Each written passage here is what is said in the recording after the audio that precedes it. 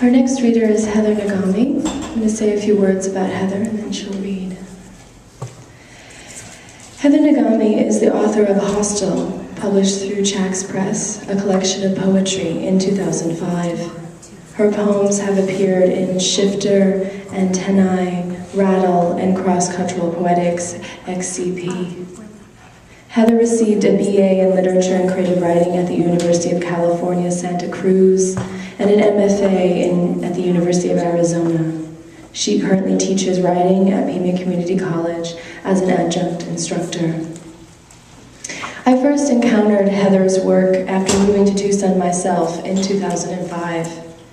Heather earned her MFA at the U of A alongside one of my closest friends, who is also a poet, and she recommended Hostel to me several months after I had moved here myself. I remember that year feeling rather unenthusiastic about a lot of the recent poetry books I picked up to read. I'd like to be surprised, most importantly, with poetry, and that just hadn't happened in many months. Reading Hostel later that year, I finished the whole book in only one sitting of a couple hours. Nagami's writing engages her reader directly, with a sharp eye for the line, with humor, with irony, and humility both, in the presence of all the minutiae of living and culture.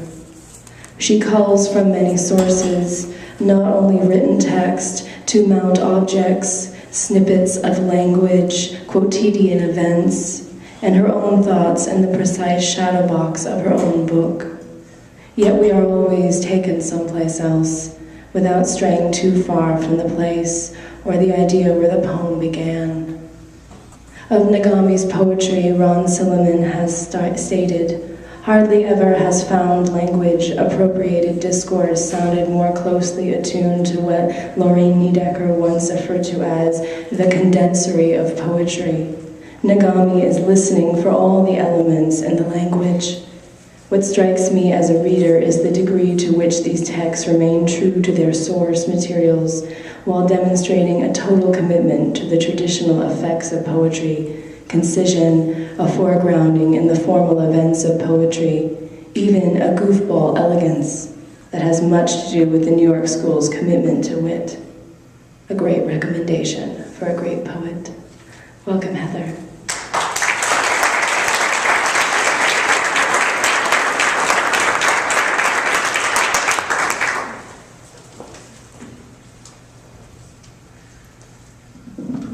Thank you for that wonderful introduction, Melissa. That was really nice. And thank you, TC. That was magnificent, as always. And thank you, everybody, for coming to our reading today. I'm going to read some poems from my book, and then go on to some things that I've written since then.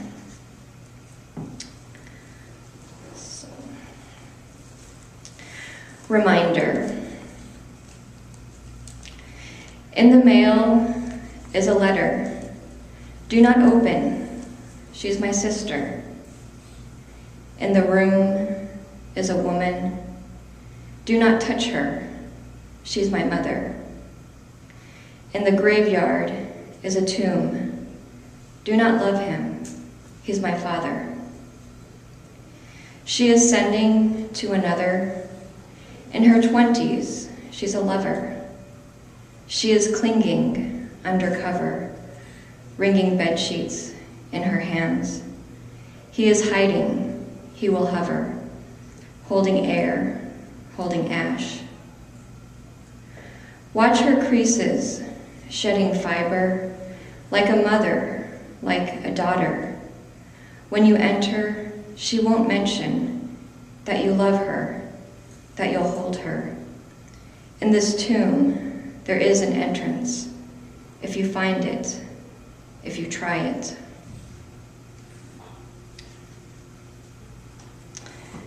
Parts of our house. 1. The door frame separates the family room from the living room. The kitchen table crumbles mold. Kitchen table caught a cold from Daddy's irritated noise. Mommy making jokes of him. A stand-in separating family from the living room. Our family is not living, he says. 2. Family room heard no news of a wall crumbling in the living room. The chair heard.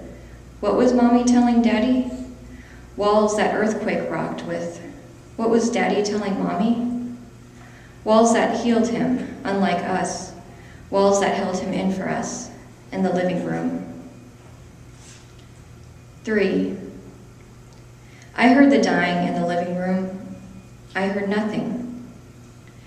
The kitchen table turned to the family room, and the door frame aftershocked, and the chair knocked the wall, but held to their positions, left him in the living room. 4. He lay crumpled. The kitchen table walked through Mommy's jokes of how the wall separates the family. Daddy has a cold. Living the walls is like dying, he says.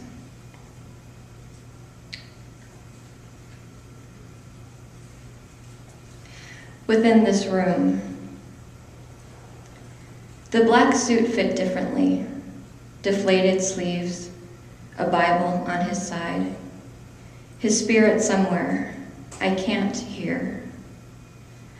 I didn't cry except if his wrists were deteriorating for those who watched. When I turned around, I was trying hard. The crowded temple, sobbing pews, to think this is my dad.